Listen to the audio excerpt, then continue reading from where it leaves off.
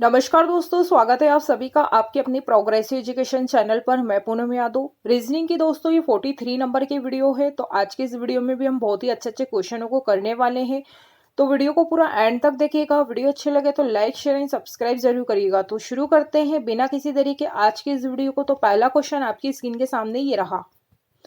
प्रश्न नंबर 1 है, निम्न दिए गए 5 अक्षरों में से 4 किसी तरह से समान है और इसलिए वे आपस में एक समूह बनाते हैं। इनमें से कौन एक इस समूह से संबंधित नहीं है। तो दोस्तों यहाँ पर हमें जो है 5 लेटर दिए हुए हैं और 4 इनमें से एक समान है, बाकी इनमें से जो एक अक्षर है वो अलग है। तो जो अलग है वही हमें यहाँ पर फाइंड आउट करना है।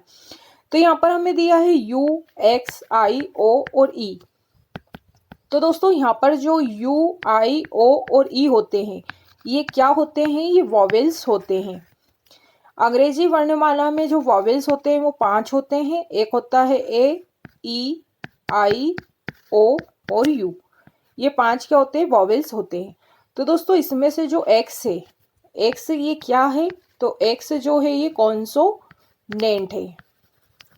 तो जो एक्स है वही हमारा क्या है? आंसर हो जाएगा, क्योंकि 4 इसमें वॉवेल्स दिए हैं और एक इसमें क्या है? कॉन्सोनेंट दिया हुआ है। तो ऑप्शन डी हमारा करेक्ट हो जाएगा। चलते हैं अगले प्रश्नों की ओर।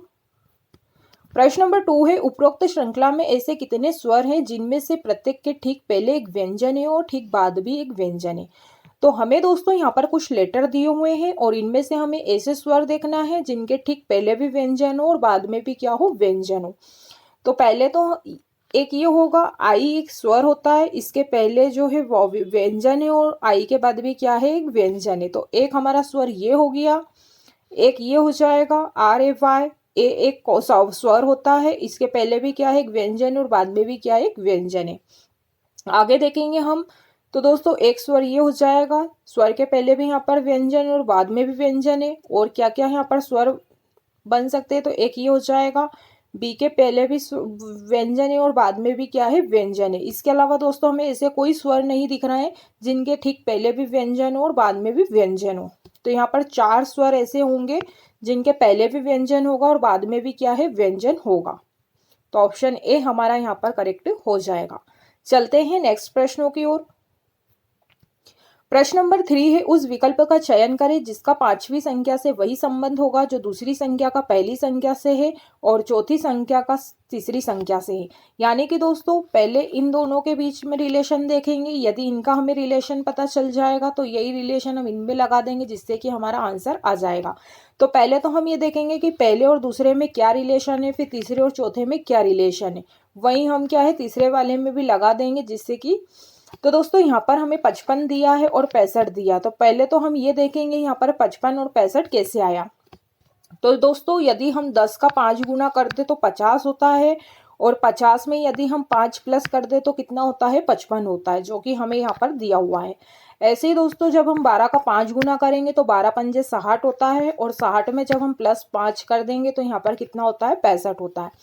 अब ऐसे ही दोस्तों हम 18 का 5 गुना कर देंगे तो 18 पंजे 90 होता है और 90 में यदि हम 5 प्लस कर देंगे तो यहाँ पर कितना होता है? 95 होता है।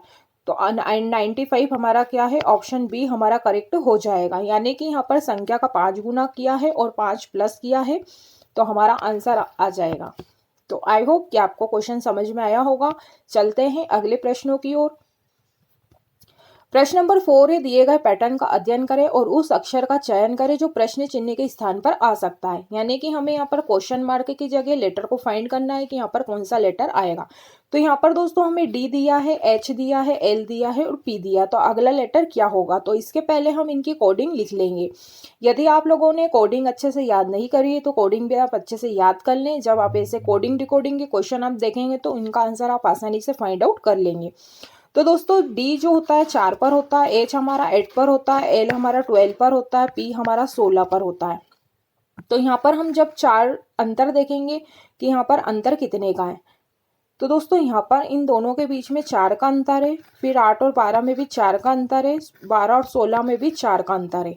तो दोस्तों अगला जो अंतर आएगा वो भी कितने का आएगा? 4 का आएगा। तो 16 में 4 हम प्लस करेंगे तो कितना आएगा? 20 आएगा और 20 पर कौन सा लेटर आता है? टी आता है। तो टी यहाँ पर क्या है? हमारा आंसर ऑप्शन ए करेक्ट हो जाएगा। आई होप कि आपको ये क्वेश्चन भी समझ में आया होगा।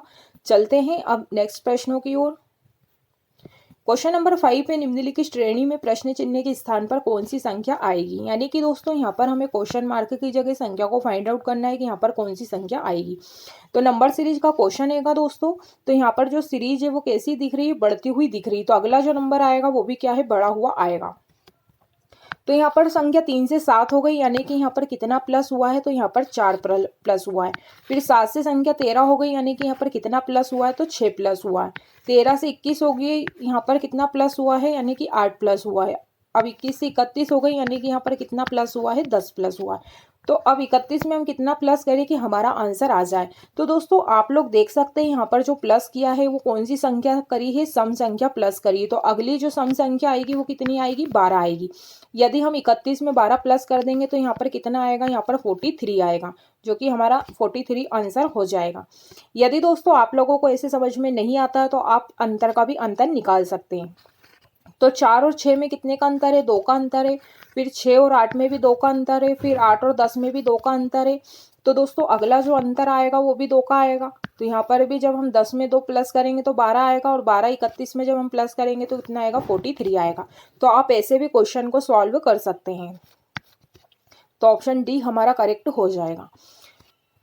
चलते हैं अब अगले प्रश्नों की ओर। प्रश्न नंबर 6 से नीचे एक कथन और उसके बाद विकल्पों में 4 निष्कर्ष दिए हुए हैं। बताएं कि कौन सा निष्कर्ष एवं कथन के आधार पर सत्य होगा। तो यहाँ पर दोस्तों हमें स्टेटमेंट दिया हुआ है और 4 ऑप्शन दिए हैं। हमें ये देखना है कि कौन सा ऑप्शन हमारा सही होगा। तो हमें यहाँ पर कथन बोला है कि जी बड़ा है बराबर है पी से, पी बड़ा है टी से, टी बड़ा है बराबर है एस से, एस बड़ा है के से, के बराबर है एन से, और एन छोटा है किससे, डी से। तो दोस्तों यहाँ पर हमारा पहला ऑप्शन है कि एन बड़ा है पी से। तो ये रहा एन और ये रहा पी। तो पी, एन बड़ा है क्या पी से, तो एन बड़ा नहीं है यहाँ पर पी से। तो ये ऑप्शन हमारा हो जाएगा गलत। दूसरा है कि पी बड़ा है किससे, डी से। तो ये रहा पी और ये रहा डी। तो दोस्तों इन दोनों के बीच में कैसे साइन बन रहे हैं, इन दोनों के बीच में अपोजिट वाले साइन बन रहे हैं। और जब भी अपोजिट वाले साइन बनते हैं तो वो वाला जो निष्कर्ष होता है वो हमारा हमेशा क्या है, गलत माना जाता है। तो दूसरा वाला ऑप्शन भी हमारा क्या है, गलत हो गया। तीसरे वाले में हम देखेंगे कि जी बड़ा है टी से। तो ये रहा जी और ये रहा टी। तो दोस्तों ये दोनों बराबर में है। तो मैं इसको क्या ऐसे भी लिख सकती हूँ, इसको ऐसा भी लिखा जा सकता है। तो दोस्तों यहाँ पर क्या है, जी बड़ा है टी से। तो ऑप्शन सी हमारा क्या है, करेक्ट हो जाएगा। चौथा ऑप्शन दिया है कि जी बराबर है डी से। तो ये रहा जी और ये रहा डी। तो इनमें भी दोस्तों कैसे साइन बन रहे हैं, अपोजिट वाले बन रहे हैं। तो इनके भी बीच में कभी भी रिलेशन नहीं बन सकता है। तो ऑप्शन हमारा डी भी क्या है, गलत हो जाएगा। तो इसमें क्या है दोस्तों, सी वाला निष्कर्ष जो है सही फॉलो करता है। तो ऐसे क्वेश्चनों में आप लोगों को बस साइन का अच्छे से ध्यान रखना है कि साइन की आपको अच्छे से पहचान होना चाहिए, जब भी आप ऐसे क्वेश्चनों का आंसर जो है आसानी से फाइंड आउट कर पाओगे। चलते हैं अगले प्रश्नों की ओर। प्रश्न नंबर 7 है, दिए गए विकल्पों में से उस अक्षर समूह का चयन करें जो नीचे दिए गए अक्षर समूह के संगत है। यानी कि दोस्तों यहाँ पर हमें जो है लेटर दिए हैं और हमें उस अक्षर समूह को फाइंड आउट करना है जो आपस में क्या हो, संगत हो, यानी कि आपस में क्या हो, उनका रिलेशन हो। तो यहाँ पर दोस्तों डी का अपोजिट डब्ल्यू होता है, जी का अपोजिट टी होता है, एल का अपोजिट ओ होता है और एच का अपोजिट एस होता है। यानी कि यहाँ पर जो है कैसे लेटर है, अपोजिट वाले लेटर है। तो हमें ऑप्शन में भी देखना है कि कौन सा लेटर जो है अपोजिट होगा एक दूसरे का। तो पहला वाला ऑप्शन हम देखेंगे दोस्तों, तो ए का अपोजिट जेड होता है, ना कि टी होता है। तो ये ऑप्शन हमारा हो जाएगा गलत। पी का अपोजिट के होता है, यहाँ पर डब्ल्यू नहीं होगा, तो ये ऑप्शन भी हमारा गलत हो जाएगा। सी का अपोजिट टी नहीं होता है, सी का अपोजिट एक्स होता है, तो ये ऑप्शन भी हमारा हो जाएगा गलत। के का अपोजिट पी होता है और पी का अपोजिट के होता है, तो ऑप्शन डी वाला जो है हमारा आंसर करेक्ट हो जाएगा। तो आप लोगों को दोस्तों कोडिंग के साथ साथ में इनके अपोजिट लेटर को भी अच्छे से याद रखना है, क्योंकि कई बार क्वेश्चन जो है अपोजिट लेटर से भी पूछ लिए जाते हैं। चलते हैं अब अगले प्रश्नों की ओर। क्वेश्चन नंबर 8 है, निम्नलिखित में से किस उत्तर आकृति में दी गई आकृति निहित है। प्रश्न आकृति दी हुई है दोस्तों, यहाँ पर हमें एक आकृति दी हुई है और हमें 4 ऑप्शन में से देखना है कि ये वाली आकृति किस आकृति में बनती हुई हमें दिख रही है। तो यहाँ पर जब हम पहले वाले ऑप्शन को देखेंगे दोस्तों, तो यहाँ पर जो आकृति है कुछ इस प्रकार से बन रही है, तो ये ऑप्शन तो हमारा हो जाएगा गलत। सेकंड वाले ऑप्शन में हम देखेंगे तो आकृति कुछ इस तरीके से बन रही है, तो ये भी हो जाएगा हमारा आंसर गलत। तीसरे वाले में हम देखेंगे तो तीसरे वाले में हमें कुछ इस प्रकार से आकृति बन रही और यही आकृति हमसे पूछी, यानी कि ऑप्शन सी वाली जो आकृति है, ऑप्शन में ये वाली आकृति क्या है, बनती हुई दिख रही है। ऑप्शन डी में देखेंगे तो यहाँ पर भी क्या है दोस्तों, कुछ और ही आकृति बन रही, तो ये ऑप्शन भी हमारा हो जाएगा गलत। तो सी वाले ऑप्शन में ही दोस्तों क्या है, ये वाली आकृति हमें बनती हुई दिख रही है, तो ऑप्शन सी हमारा करेक्ट हो जाएगा। तो दोस्तों ऐसे क्वेश्चनों में बस नजरिए का खेल रहता है, बाकी और कुछ नहीं रहता है। चलते हैं अब अगले प्रश्नों की ओर।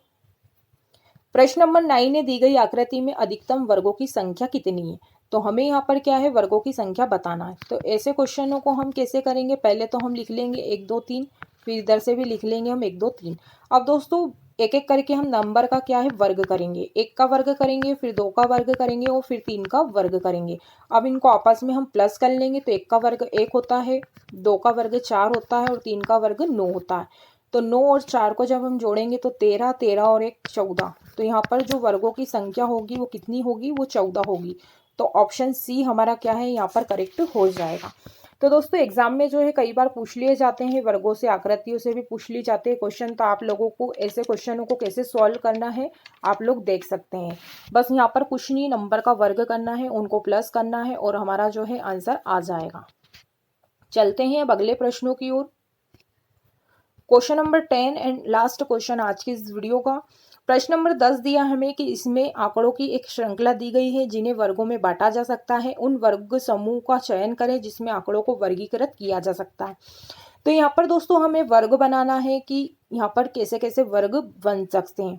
तो पहला और छठा और आठवें वाले पहले, चौथे और आठवें वाले में हम देखेंगे तो यहाँ पर प्रत्येक आकृति में 4 सीधी रेखाएं बन रही हैं। 1 2 3 4 पहले में भी बन रही है, फिर चौथे वाले में भी क्या है, 4 सीधी रेखाएं बन रही हैं। आठवें वाले में भी क्या है, 4 सीधी रेखाएं बन रही है। तो एक वर्ग तो ये बन गया। अब दूसरा हम देखेंगे कि 2 6 और 9, 2 6 9 वाले में हम देखेंगे तो इसमें क्या है दोस्तों, प्रत्येक आकृति क्या है, घुमावदार भी है और सीधी भी है। तो यहाँ पर प्रत्येक आकृति क्या है, घुमावदार है और सीधी है। ये भी क्या है, घुमावदार है, ये भी क्या है, घुमावदार है और सीधी है। तो एक वर्ग हमारा ये बन गया। अब हमारा अगला और क्या वर्ग बन सकता है, तो दोस्तों तीसरा, पांचवा और सातवां एक वर्ग हमारा ये बन जाएगा। इसमें क्या है कि इसमें प्रत्येक आकृति में सीधी 6 रेखाएं बन रही हैं, तो इनमें भी क्या है, 6 रेखाएं बन रही है। तो दोस्तों ऐसे हमें क्या है, वर्गों में बांटना है। पहले हमने देखा 1 4 8 में 4 4 सीधी रेखाएं, फिर 2 6 9 में हमने देखा कि आकृति क्या है, सीधी और घुमावदार है। फिर 3 5 7 में हमने देखा कि जो आकृति में है प्रत्येक में 6 रेखाएं बन रही है। तो ऑप्शन सी हमारा क्या है, गलत, सी हमारा ऑप्शन सी करेक्ट हो जाएगा। तो ऐसे आपको क्या है, ऐसे क्वेश्चनों में वर्ग बनाना पड़ते हैं। तो दोस्तों आज के लिए बस इतना ही। मैं उम्मीद करती हूँ कि जितने भी आज हमने इस वीडियो के माध्यम से 10 प्रश्नों को देखा है, समझा है, आप लोगों को अच्छे से समझ में आ गए होंगे। यदि दोस्तों आइएगा और कमेंट बॉक्स में कमेंट्स करके जरूर बताइएगा कि आपको वीडियो कैसी लगी। यदि इस वीडियो से संबंधित क्वेरीज होती है तो आप लोग मुझसे कमेंट बॉक्स में कमेंट्स करके जरूर पूछ सकते हैं। यदि ऐसे मेरे दोस्त हैं जो अभी तक चैनल को सब्सक्राइब नहीं करा है तो वो भी चैनल को सब्सक्राइब कर ले, ताकि हमारी रोज की वीडियो को नोटिफिकेशन आपको मिलते रहें। तो दोस्तों आज के लिए बस इतना ही, मिलते हैं अगली वीडियो में। तब तक के लिए जय हिंद, जय भारत, धन्यवाद।